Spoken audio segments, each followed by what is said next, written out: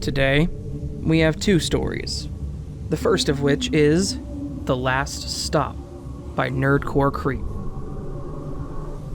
I never thought that my life would go in this direction. All I wanted was to sit in my self-pity and drink my sorrows away. Now, I find myself here, on the other side of the counter, pouring out the drinks and listening to the sad stories of my new patrons. I own a bar out in the middle of nowhere. That may sound like a career path I decided to pursue on my own, but it isn't. What began as a chance encounter turned into my own personal prison. It all started after I decided to go cruising in the middle of the night. It had been a rough day, to say the least. My entire world had just shattered. Being fired from my job, my partner walking out on me, and the entire town thinking I was guilty of a crime I was absolutely innocent of. I just kept driving and driving, wishing I could escape everything, when I happened upon an out-of-place bar. I figured since I was quite away from my own town, I could safely drop in without the judgmental and hate-filled looks from the other patrons. Nobody would know who I was, and that sounded perfect for me. I walk in and realize that the bar is completely empty. I might have thought it was either closed or abandoned, but not only were all the lights on, there was music playing on the jukebox, and on the counter was an ashtray with a recently extinguished cigarette. I sat on a bar stool and wait for a bit. Looking back and forth, all around, I call out, "Anyone working here?" But there's no response. So I turn forward and notice a service bell. I tap it a couple times, but still nothing. Huh, that's weird, I say out loud. Suddenly, I have an idea. No one was around, so no one would know. I walked around to behind the counter and helped myself to a glass. It was so refreshing. Suddenly, in walks a woman, looking like absolute hell. Her head was down as though she was ashamed of something, and she shakes as she taps her finger on the bell. I look behind me, waiting to see if anyone was ever going to come out from the back, but still, nothing. "Well?" she asks, annoyance on top of her sorrow. Yeah, sorry," I start. I was going to say, I don't actually work here, but what came out was certainly not that. "What'll it be?" is what I actually said. "A dark and stormy, please," she answers. I don't even know what that was, or how to make it, so my instinctive answer was going to be, "A what?" Instead, what I said was, "Coming right up."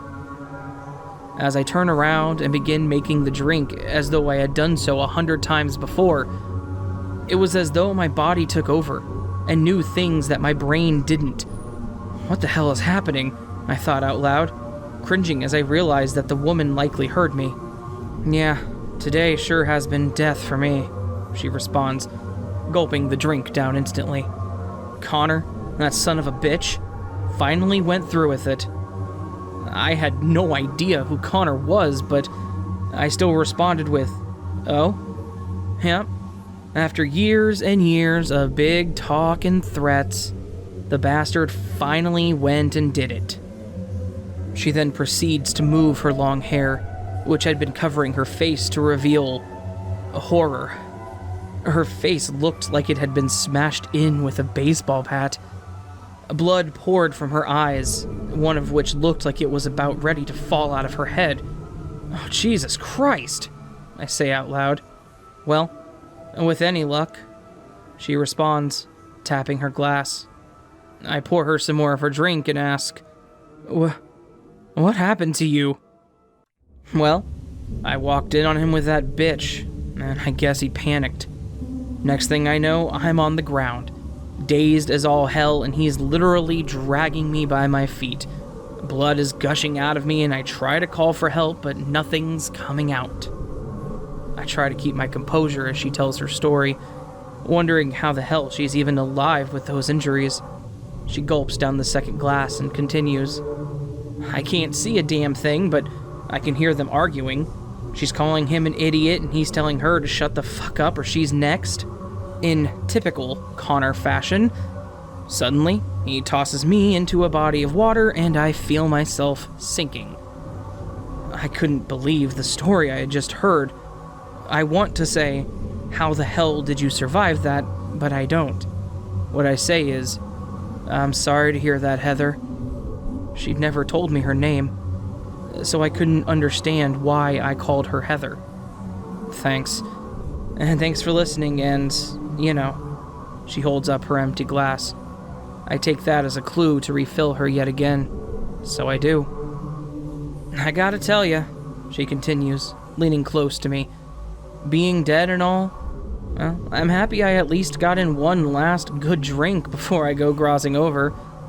I stand frozen, taking in what I just heard her say. I want to scream, I want to run away, but I don't. I just stand there and say, that's what I'm here for. Instinctively giving her a compassionate smile. So, she says, what's it gonna be? I don't know what she's talking about, but I find myself staring into her eyes, concentrating on something. Suddenly, I see everything. Every experience from her life, every triumph, every failure.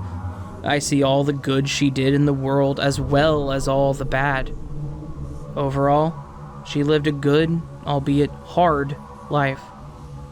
I turn around and open one of the glass cabinets, full of hundreds of pre-filled shot glasses with lids. Half of them contain a black liquid, and the others, a white one. I grab one of the white ones and handed it over to her.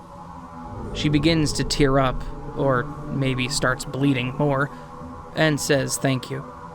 She grabs my hand in appreciation, then stands up. I hope I see you again, she says, as she turns around and walks out of the door.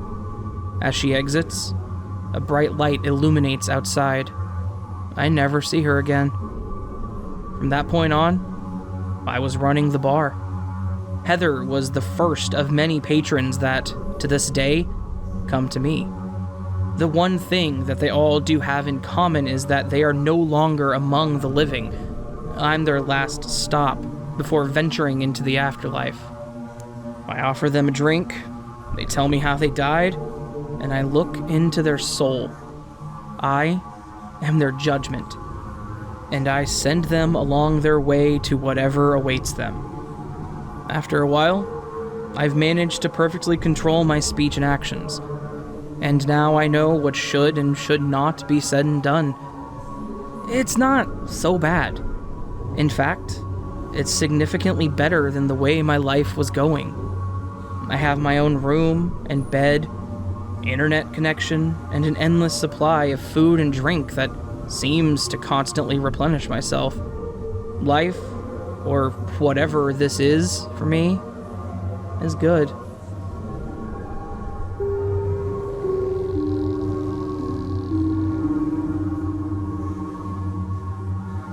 The second story is Welcome Home by me, AsTheRavenDreams. Oh my goodness. The excitement in her voice was apparent. Look at how beautiful this house is. This living room is so spacious. This is one of the best houses in the area, and the owner is in a situation where he really just wants to get rid of it. The man with the slicked back hair grinned as he guided her into the kitchen. Honestly, if the two of you want to look at the paperwork today, I can all but guarantee that he will sign it over to you without question. And I watched as he started pointing out various features of the kitchen: the new tile flooring, the freshly painted walls, the bright red diner-style trimming. She was beaming all over it.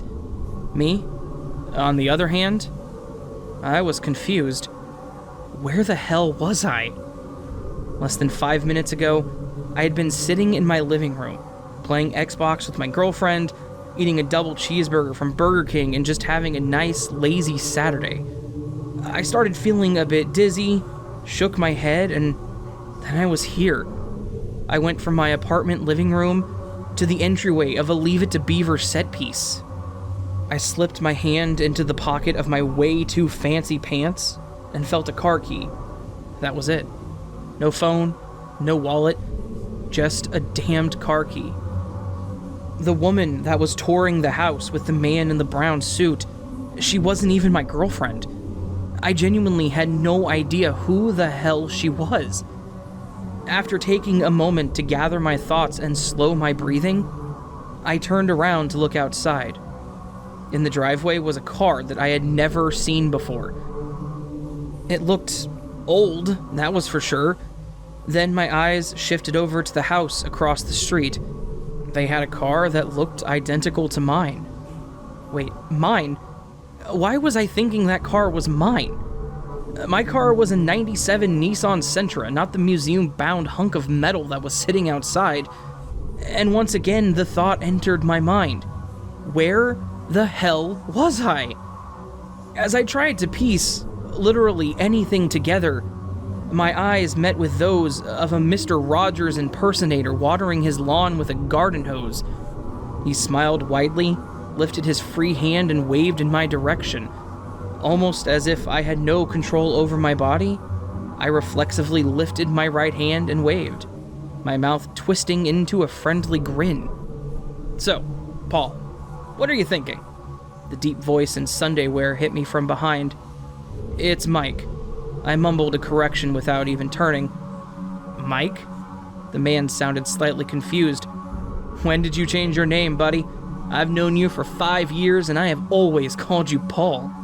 He laughed and patted me on the shoulder. "Paul, I think this is the one." The woman in the other room excitedly made her comment. "If you changed your name to Mike at some point, you probably should have told that pretty little firecracker in the other room, eh, champ?" The man chuckled slightly again. "Anyway, when I was talking to Charles the other day about you and I told him you were interested in this house, you know what he said?" "No." I turned to look at him. "I don't even know who that is." "Paul, my man, you need to lay off the bottle." The man laughed at his own joke once more. "Anyways, I told him you were interested in this house, and he told me, 'Gary, you show him the house. And if he and that cute little wife of his want it, you tell them I'll just give the damn thing to them.'" He said it was his way of saying thanks. Why does he want to get rid of it so badly? I couldn't help but ask. Something about the conversation with Gary was alluring. Something about it was drawing me in. "Oh, come on, Paul." He grinned at me for a moment before pausing and falling back to a straight face. "Huh, you're being serious." "Well, yeah." I shook my head slightly. "It's such a nice house. Why doesn't he want to live here?" "Paul, are you feeling okay?" Gary put his hand on my forehead jokingly. I pulled back and stared at him confused. "My man, have you seriously been drinking? It's 2 on a Sunday and you're already hitting the cabinets?" "No, I haven't been drinking. I don't drink, Gary." I stared at him in confusion. There was something I was clearly supposed to know, but didn't. I don't even know where. I glanced around the room and back out into the front yard. Or when I am. "Well, Paul?" The woman stepped back into the hallway and stared at me with an excited grin. "What do you think? Do you think we should take it?" "My name's not..." I tried to correct her before Gary cut me off. "You know what, Donna? Paul here was just telling me how much he loved it. And I was thinking that he and I could discuss things a little more in private just to go over some of the logistics and whatnot." He pointed in my direction. "Oh, well, if that's the case." She gave me a slight wink and stepped past me into the doorway. "I think I'll introduce myself to the neighbors while you boys take care of business." Donna kissed me on the cheek and walked out into the front yard. Gary watched as she went over to talk to the old man watering his lawn and motioned for me to follow him. "Come with me." He led me toward the kitchen and motioned around the mostly empty room. Is this ringing a bell? No, I answered honestly. No. He chuckled again. I mean, I know the tile is all new and he redid the trim, but you're not remembering a damn thing? What are you going on about? I'd had enough of this nonsense. 2 weeks ago, he pointed at me, then motioned toward the basement. This is where Charles's wife had her accident. He smirked and motioned toward the basement. I stared at him and then back toward the stairs. Her accident? She fell down the stairs? I continued staring at him. She fell down the... He cut himself off with another quiet laugh. Yeah, on paper, she fell down the stairs. And? My God. Paul, do I have to spell it out for you? Do you just want to hear it out loud? His joking demeanor was quickly shifting to frustration. After a moment, he sighed and continued.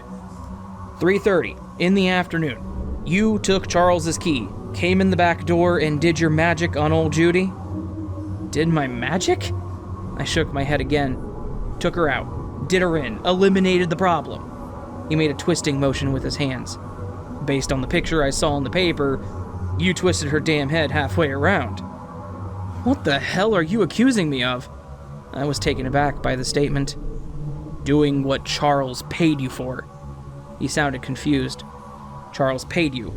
He's giving you his old house. You've got that beautiful Chevy sitting out front. And in return, you broke into his house and silenced the old pain in his ass that was about to take him down for sleeping with his secretary. He laid the whole scenario out in black and white. Does that get your motor running or something? Hearing someone tell you the details? He put his hand on my shoulder again. You really are a sick son of a bitch, Paul. I like you. Get your hand off of me, I shouted at him. I didn't kill anyone, and I certainly didn't kill anyone for money. Paul? Donna's confused tone cut through the tension. What are you talking about? He's saying that I murdered Judy. He's claiming that I murdered some woman for money. Whoa, Paul, come on. Why would you say that out loud? Gary's demeanor was pulling toward defensive. Why would you bring Donna into this? I don't even know who Donna is. I was at my breaking point.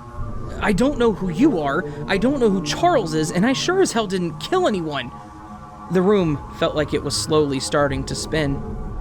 10 minutes ago, I was sitting on my couch playing some mindless game with my girlfriend, and then I woke up here. I don't even know where I am. I don't know who you people are, and I just want to go home. Paul, what's wrong with you? I could tell that I was scaring Donna. What do you mean you don't know who I am? She paused again and shook her head. Wait, Judy? The woman that fell down her stairs? She glanced over and realization set in. Oh God, this was that house. She quickly shifted her attention back to me. You killed her?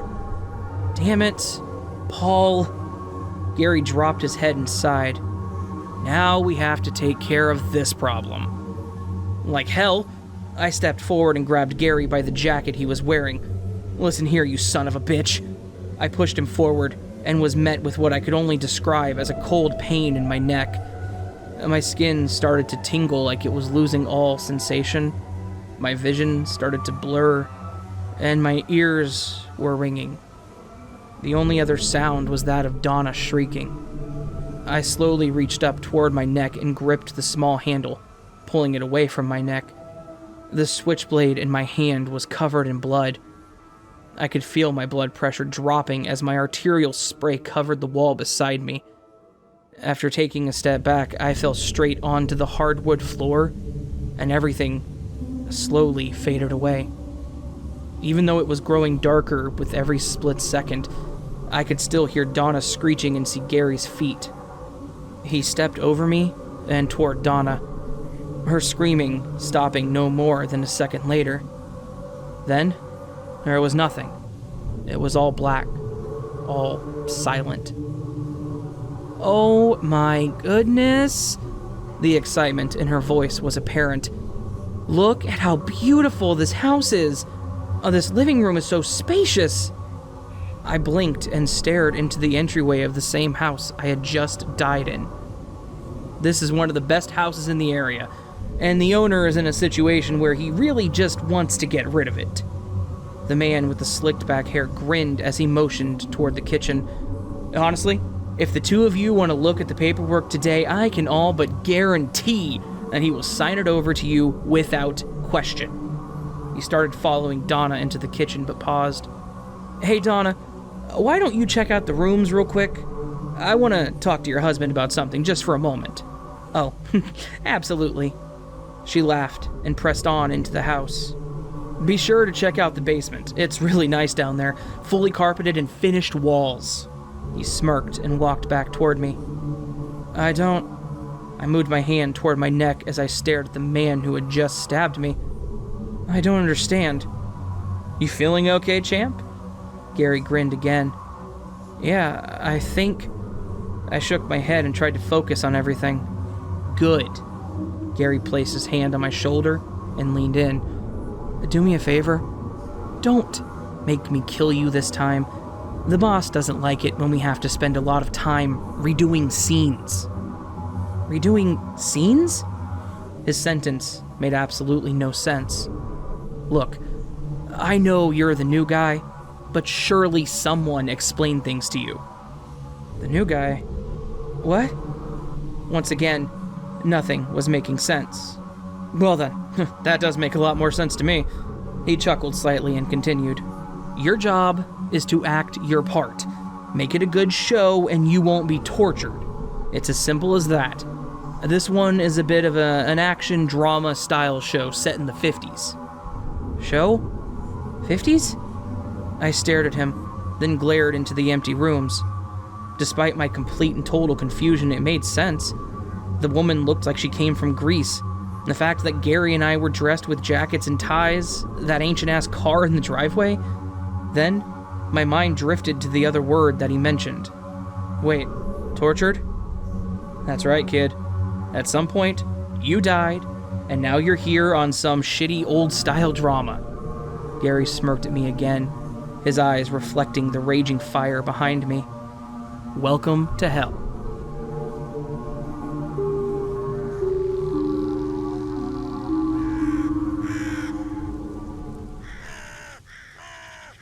Hello, thank you for listening. That first story was once again The Last Stop by Nerdcore Creep, a fellow narrator whom I'm going to link down in the description below. Please check him out. Give him all the love he deserves. He's a fantastic guy, and he's narrated a couple of my stories, so you can always check those out as well. The second story was once again Welcome Home by me, AsTheRavenDreams, or Raven Adams, however you want to put that. Doesn't really matter, because it's just me. Hopefully you all enjoyed this little duology of stories. I think they were both really good. I know that sounds weird saying that about my own story, but that was actually a fun story to narrate, to be honest with you. At first, whenever I wrote it, I think I was kind of like, meh, but now that I've actually read it out loud, it's pretty decent, so hopefully you guys enjoyed both those. If you did, please do consider joining the Nevermore. All you have to do to join the Nevermore, subscribe, hit the bell.